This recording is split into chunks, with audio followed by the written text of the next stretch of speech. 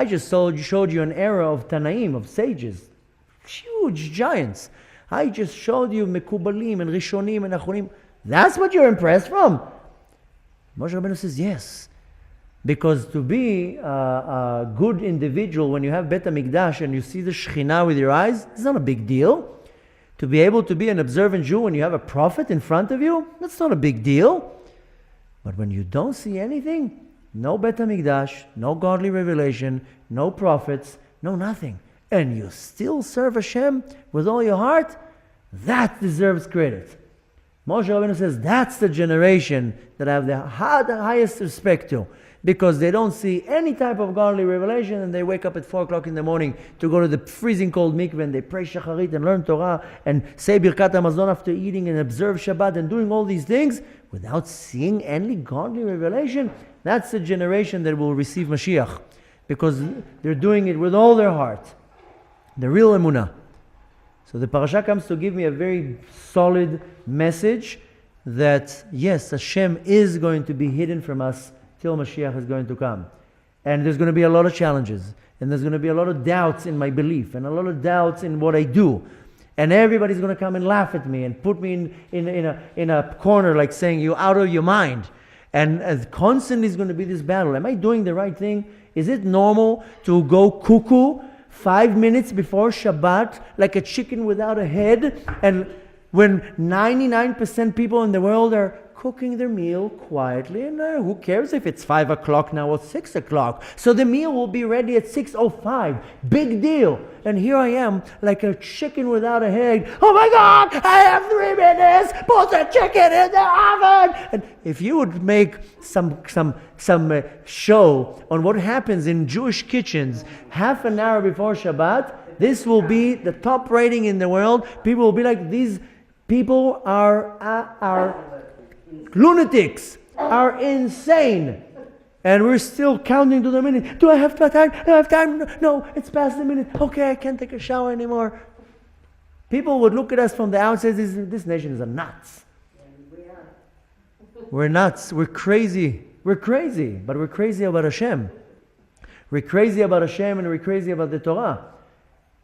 And that's what the Torah comes to teach me in this parasha. You're not crazy. You are totally normal. And yes, there will be a lot of tests and a lot of challenges, and what you're doing is going to look completely ridiculous to you. But you know what? That's part of the game.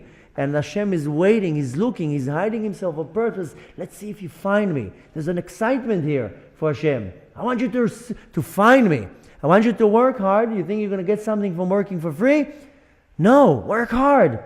You know, when I grew up, my father did very well, and a lot of money.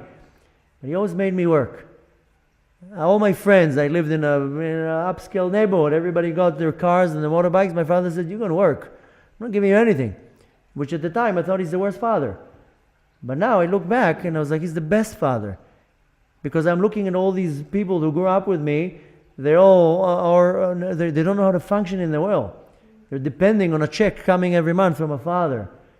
And I'm one of the only ones from the crowd that no. My father told me when I was 11, you want something, go and work. I worked, you work. I used to paint fences, take things, garbage out. I would clean cars. Yeah, this world is about working. It's not about receiving checks once a month. Go and deal with the world. Work hard. Hashem says, I want you to work. I want you to become a Baal Tshuva. I want you to kvetch into the juice is going to come out of you. And you know what? When you have a challenge, this is not a failure. This is what society will tell you. If you failed, you are a failure. If you failed, means that you just fell down so you can rise higher. We call it a yerida letzorech aliyah. Going down in order to rise up. The easiest word to put it is to catch momentum. You want to jump over a fence, you have to go back. You can't jump over the fence. You go 100 meters back so you can run and jump over the fence. So Hashem says, I'll help you. I'll push you on the floor. Now you get up. Very simple. Just get up. Zad Hashem, we should internalize this message that Hashem has something in store for us. Hashem has a plan for us.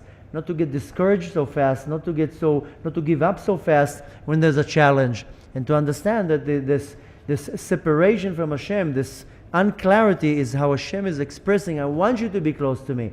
Work hard, and you'll rise to a higher level, and another level, and another level. And don't think that you're stopping. You reach to one level, will come the next challenge. Hashem will push you again. Till the day that you leave this world, or the day that Mashiach comes. People think that maybe when you retire, when you're 65, 62, 68, whatever it is, depending on the country, that's the same thing when you're serving Hashem. No, you never retire with Hashem. You're 90 years old, you're still growing. And believe it or not, people in their 80s, they have challenges and ups and downs. But we should take from that the lesson that this challenges and these ups and downs is only for our benefit. It's only to become closer to Hashem.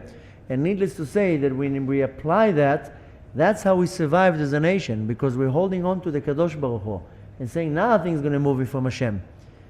B'ezrat Hashem, we should learn from that also to look at other people and their failure, and not to judge other people. It's very easy to look at another person and say, look, he's a failure. No, he's not. He's going through his challenges. And when I judge another person, then I'm bringing on myself triple of his challenges. I have to look at any other person and says, okay, I also have challenges. I also fail here and there. And sometimes I fail a lot. The point to take from that is that it's never too late. There's always place to do tshuva. And now we're standing in a very auspicious month to do tshuva, in the month of Adar, where Hashem accepts the tshuva very, very easily. And a few days from now we're celebrating Purim. This is a very auspicious time to do tshuva, to a point that I can transform everything. Everything can be transformed from bad to good. The point to take from that is that we have to do one last kvetch here, and then the thing that we most don't believe in, that Mashiach is coming, will actually become a reality. We spoke about it yesterday in Shabbat. Most people don't believe Mashiach is coming. They say they do, but they don't believe. Very few people really believe He's coming, and they're prepared. So we have to do the last kvetch, the last effort, so we can see the ultimate concealment come as a revelation. And then, needless to say, what a reward are we going to receive? What a high level of spiritual revelation we're going to encounter very soon with the coming of Mashiach. And B'ezrat Hashem should merit to see it very soon with their own eyes. Should they have a beautiful rest of the week. Happy Purim, and may our life will be full of laughter and happiness.